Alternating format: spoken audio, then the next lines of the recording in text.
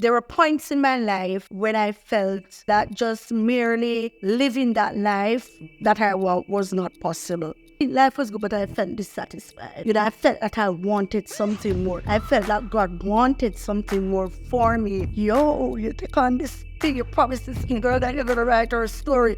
How are you going to get it done? I didn't have a laptop. I didn't have any money. How was I really going to get it done? And I was so riddled with doubts and fears, and I was really, really struggling. There are some things you just can't script, Yeah. And when it comes, you have to dig deep. You must be rooted. You must be rooted. So that for the people that read at the wrong. Yeah. Look at what God has done with this little girl who at age 14 felt like it wasn't possible. I'm Brian. And I'm Charmian Marie. And we're the Beatles. Join us weekly. Let's talk about purpose, faith, and expression. Purpose Audacity is dedicated to sowing seeds of healing, growth, and impact through the sharing of real stories, real thoughts, and biblical truth. Whether it's through conversations with Brian and Charmian Marie or with our specially invited guests. For God's glory. This is Purposed Audacity. Thanks for joining us. Hey everyone, thanks for being here once again with us for Purpose Audacity. We really want to give thanks to everybody who has been showing us love and really just watching the different videos and the podcasts when they come up. Big up yourself. Especially for those who have been watching, especially on CGTV. Big up yourselves when you guys tune in. We give thanks for that as well. Today, we have an award winner with us from the PAJE People's Choice Awards, and her name is Chevonette James-Henry, and she was the winner of the Written Impact Award that we had go out. Want to thank everybody who participated, and we really want to really show our appreciation to everyone who joined in, and because it's something that we believe, there are a lot of awards going out there, but things like what we picked out were things that we feel like people, sometimes it's under the radar, and we feel like people still need to be highlighted when it comes on to these things. So I want to welcome you, Chevonette. Thank you. Love being here. Thank you. Big up yourself, man. How has it been since winning the Written Impact? How have you felt about that? Deeply humbled, that a community would have come out and supported me like this, It was rigorous voting, Yes, and at times I felt a little bit like, whoa, this is tiring. But we kept at it, and it shows that support works. Okay. Do you get that feeling when it comes on to, being an author? Do you get that feeling like a person is really highlighted, or is it something that you think also should really be highlighted a bit more? Authors, people, especially Christian authors, being highlighted in written books and stuff like that. We do get some, and it's growing, I might add, but I do think that it could, go up a notch. We have some brilliant young Kingdom authors coming up, and it would be my pleasure to see them being, thrust into the spotlight for what they do. The truth is, we're not a reading nation, so, but it is getting there. It's getting there. Yeah, you're so right. You pinpointed on that fact of not being so much of a reading nation, and it's really something that we really need to take up. I know that there's I think there's either a monthly or a month selected to reading, and I really think that's a good start, but there's so much more that we can do. Absolutely. So as we're on the topic of books and reading, you have a solid selection of books. We think that it's quite impressive, and it speaks to the desire to your nurture and to you uplift others. I want us you to tell us how about your journey in being a Christian author thus far. How has it been? It has been fascinating. And might I add that I've always had a very intense relationship with books. Started at age 5. At age 5, I read fluently. And I had lots of dysfunctionalities in my family. We were poor. My mom died early. And books became my little secret, my little fortress, that place where I could hide and dream. And so I've had that intense fascination and obsession with books, and it had only grown over the years. And I can tell you though that there were points in my life when I felt like, look, I will never write a book. Authors are nice people, they're rich people, they are white people, and the list could go on and on. But in 2017, I think that changed when a young girl at my school, one of my students who had cerebral palsy, begged me to write her story. And we started with a class project that just spiraled, and that's how my first book was born. So it has been a good journey. Sorry, but how was that? Because a few things. First and foremost, as you were speaking, I really saw that you said, reading and books has been like a fortress for you. I just saw a picture of somebody like in a little tent, where the tent is created by books. And it's just so interesting because I remember when I was little, it wasn't just about reading for reading's sake, but the teachers would have shared with you, no, this is somewhere you can take your imagination and run wild with it, just open your creativity. And I don't think that is really shared as much anymore. The next thing, how is that for you in the sense of doing that act of kindness? Something you've never really done before, something you doubted yourself in doing, but you wanted to really do this act of kindness for this child. How was that for you? It was an enriching journey.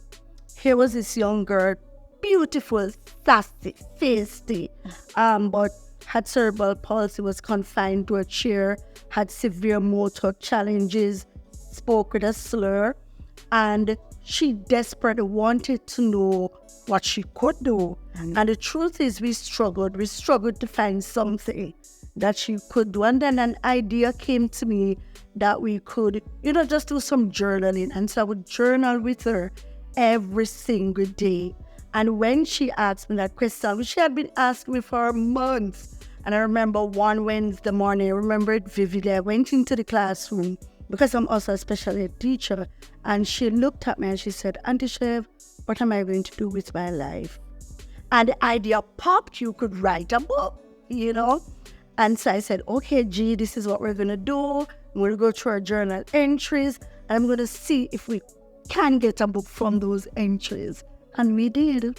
And that's how Define the Odds was born. Wow, that's amazing. I find that very amazing, and I can only imagine what it also did for her. Wow, it was, I can't even begin to tell you, it was something else. It made headlines, and she was in a different zone because finally she felt validated, She felt as if, look, I've contributed something that will outlast me. Yeah. And it changed her. The change in this girl was beautiful to see. Lovely. Wow. I mean, as we continue on books, your latest book, I believe, is Unstoppable. Unstoppable Faith Unleashed. Unstoppable Faith Unleashed. What's the journey been like in publishing that book? So Unstoppable Faith Unleashed is actually a year-long devotional journal.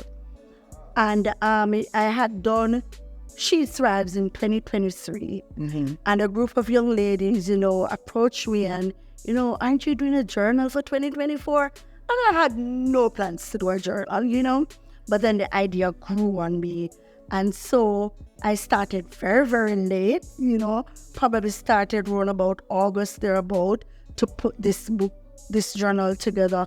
And it was a fascinating but tedious journey, because it's really a packed book. It includes devotional journal prompts, prayer points, affirmations, weekend reviews, daily tasks. It's big, it's huge, And so the journey to that was a little bit tedious. Publishing was not as bad because I had my publisher who had worked with me below. Shout out to Krista.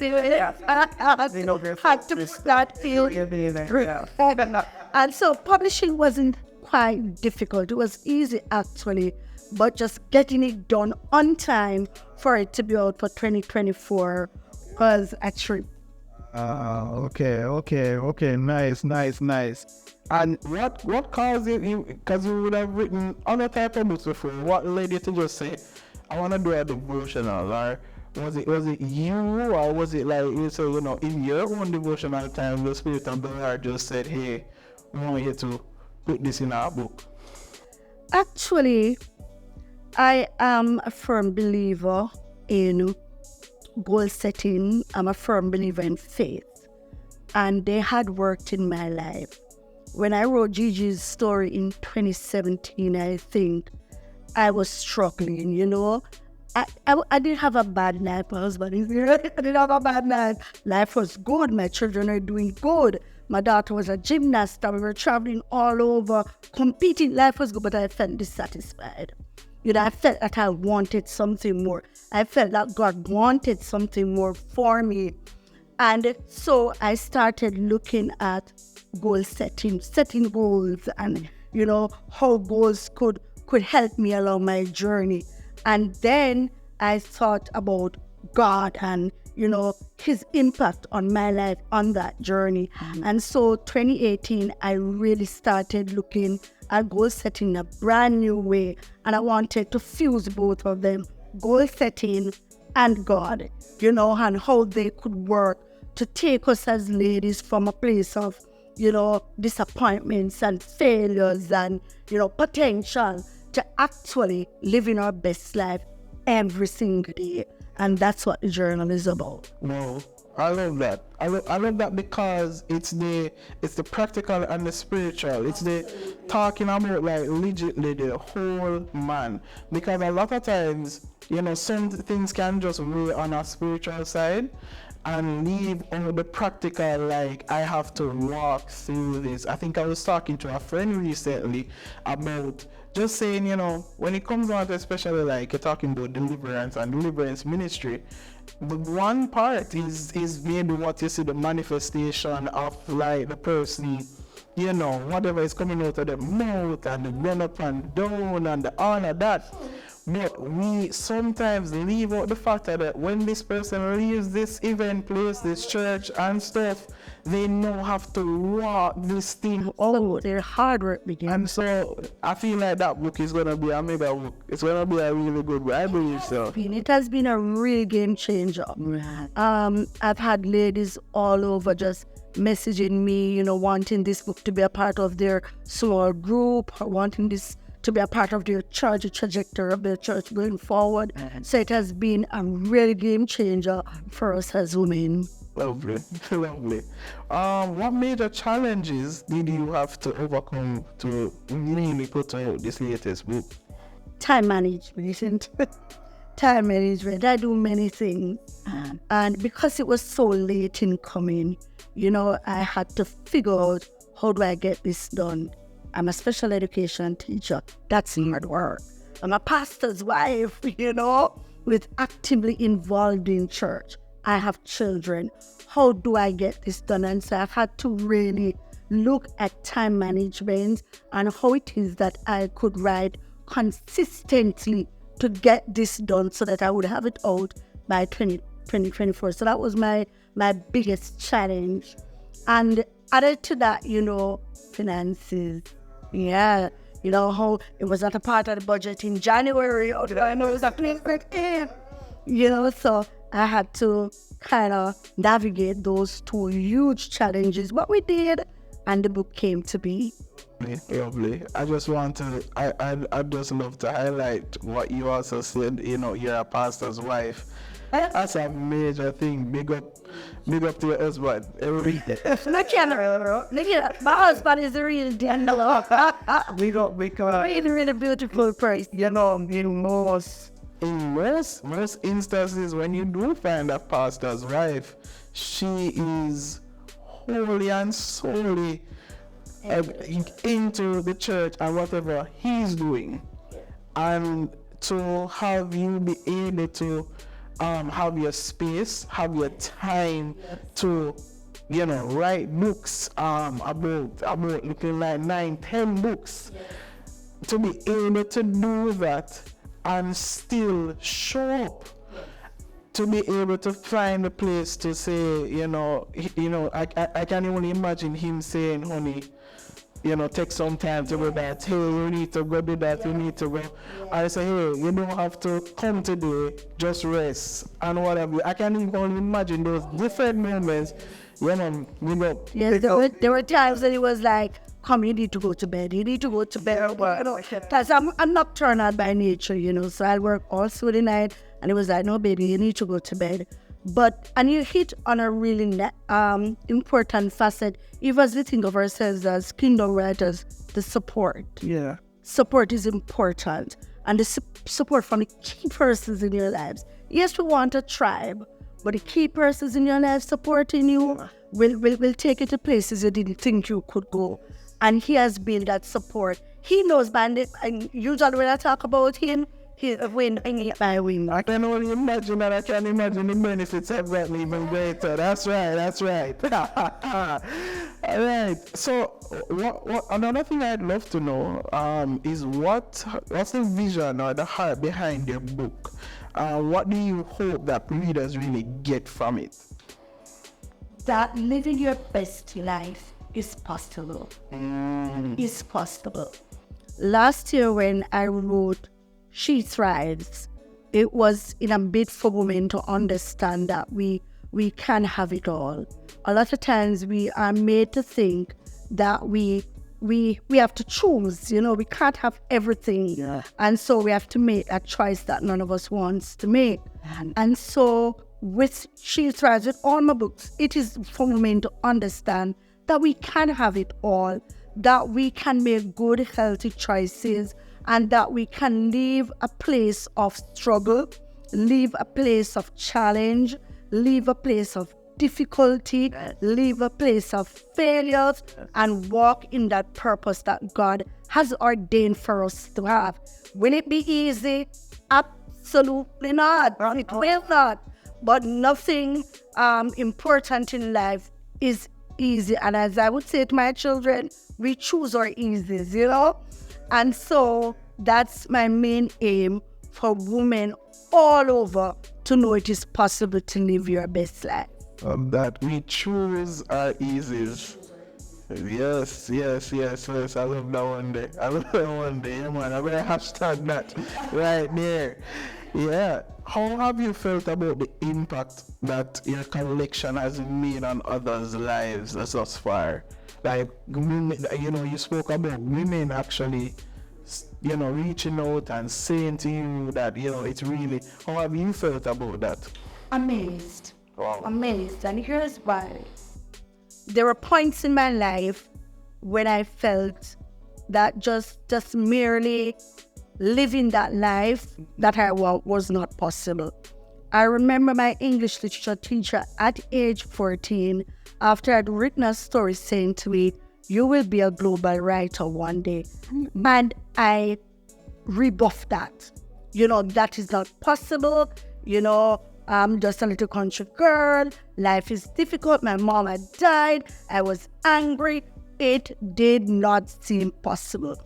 But look at me now. Look at what God has done with this little girl who at age 14 felt like it wasn't possible. And God has taken me to a point where I don't just think it's possible. I know it's possible. It is possible for us to show up as our best self every day. It is possible to walk in our purpose. It is possible for us to thrive. It is possible for us to live in abundance. It is possible for us to be unstoppable. Wow. It is possible. It is indeed possible. And I love the confidence. I love it. You know. I said when you came in, I tell the guys, when you came in, you know, I was sat around like, I see the confidence coming here. I love it. It's just beaming. But it leads me into a very interesting question, which I think even the answer will really help some people. Like, did you always feel confident that this is indeed what God wanted you to do through you, or even just to get it done? Did you always feel like that? Absolutely not. Absolutely not. Even when I wrote Define the Odds, which was Gigi's story, I remember sitting in the car park at my school one day, and I'm thinking, yo, you take on this thing, you promised this girl that you're going to write her story. How are you going to get it done? I didn't have a laptop. I didn't have any money. How was I really going to get it done? And I was so riddled with doubts and fears, and I was really, really struggling. And I remember walking into the center that day, and Gigi with that big trusting eyes said, "Auntie Chev, are you ready?" And I'm looking in the sky and I'm saying, God, I've got to get it done. Yeah. So I've had those moments where I've absolutely felt out of my depth, you know, but I have learned that if I trust God, if I trust the purpose He has selected for me, anything, like absolutely anything is possible. Lovely. Do you think that sometimes that's the position God sometimes can put us in, those times when you're just about to say, I really can't, it's not going to work. Him send the person who wanted this to say, hey, and then it's like you can't refuse. It's like you can't say no. She's beaming, she's looking forward to it. People like, no, we are weird on it. I feel like a lot of times we are faced with it is the big things that put us in this place of is more like courage. It's not even confidence, it's just courage. It's just like, I don't think I'll be together, you know. But we're gonna do this. Some days you get up and you do it anyway. You do it afraid, you do it sick. And I can tell you, just in recent time, I've had a string of unfortunate things happening. They stole our car, and in my car was like so many things that just completed a presentation. All my merch items, all my books were in the car, and it was stolen. And then we had a string of deaths, and then my sister suffered a massive stroke. But unstoppable faith unleashed has been my cushion. Like, okay, God, I now see why you would have had me write this book. So I needed to lean into this journal, and I literally run to my journal for dear life during those moments.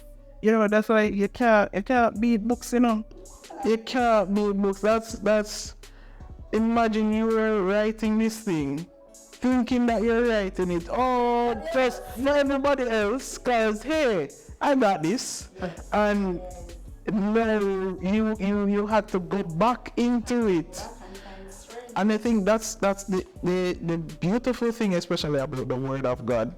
It shows us how many times that as much as we may think we've gone through a thing and we say, oh yeah man, I read that part of the Bible and whatever, it doesn't become real until it becomes real. There are some things you just can't script, Yeah. And when it comes, you have to dig deep. And I remember feeling like, okay, God, why would you allow somebody to steal a car? And knowing that I had maybe a speaking engagement, and you've got to show up.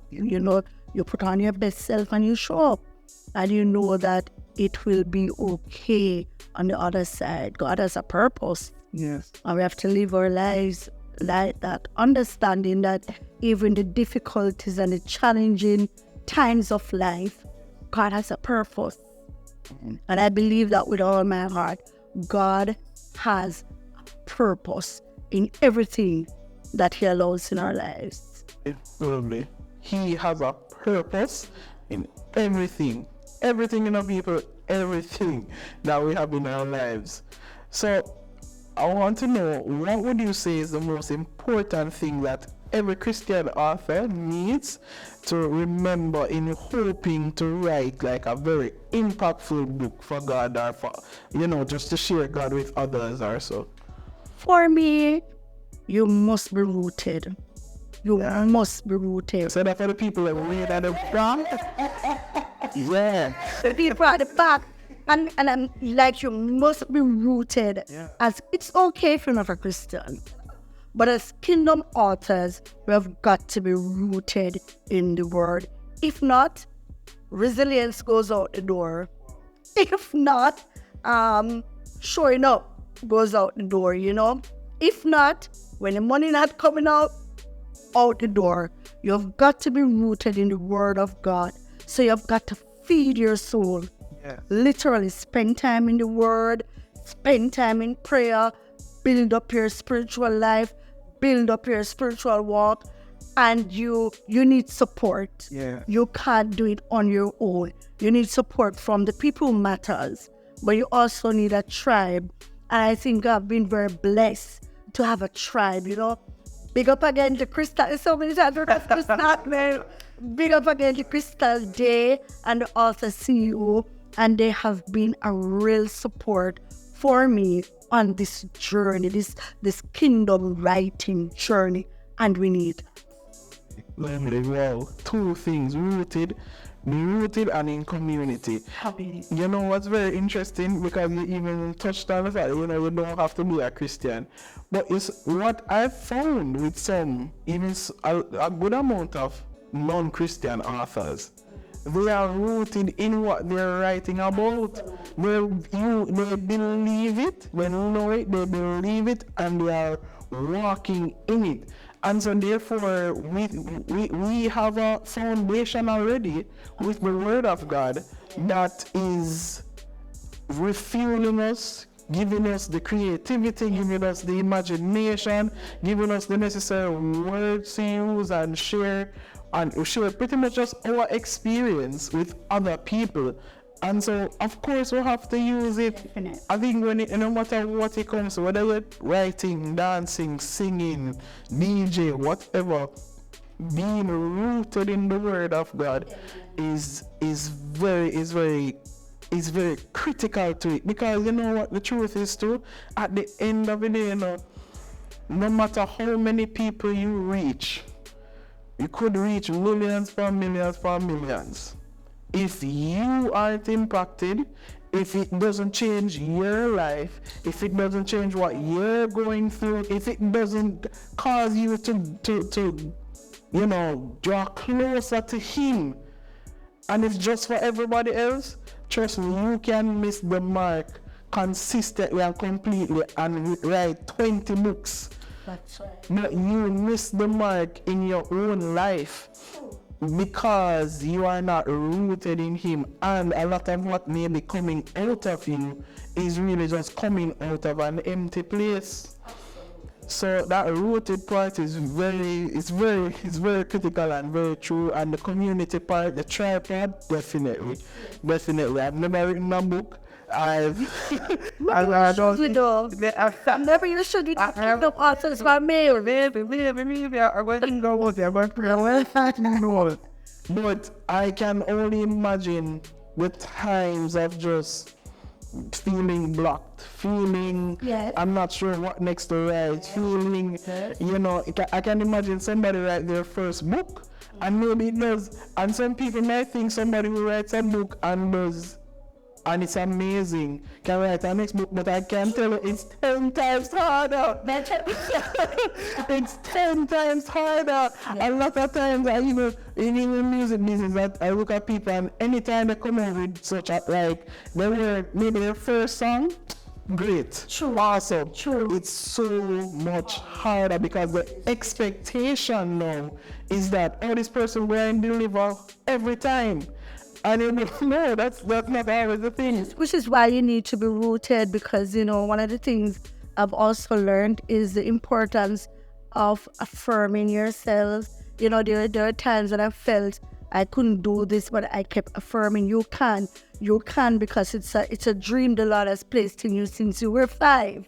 and so you can. And I remember going to a conference, and one of the affirmations was, I didn't come from millions, but millions will come from me. And boy, I've been affirming that every single day. So yeah, we need to be rooted so that we can pull from the word and become better as a result. Oh, this has been a truly impactful interview. It's really been a good conversation, Chevonette. I loved it. Trust me, I love it. And I just have one last question. Really, is to just find out: is there anything in the pipeline? Is there anything coming up in 2025? Yes, absolutely. My 2025 year-long devotional journal will be out, and already there's a buzz as to what the name will be this time. I do have an Unstoppable book club, and we meet regularly, and they're asking what will be the topic of your next devotional journal. So it will be out definitely in 2025. I'm also working on a goal setting ebook and a goal setting workbook, because I do believe that if we get goal setting right, we will get it right. That's lovely. So the 2025 devotional is coming up. We don't get the name yet. But we heard it first here. Your purpose to Audacity, so it's coming up. We don't know if we're going to get the name on a secret level. But we heard it here, and you said you have an Unstoppable book club. Okay. Is it something that other persons can join up, be a part of? The truth is, for this one, it was a closed group, and so there were things that persons had to do to be a part of the group.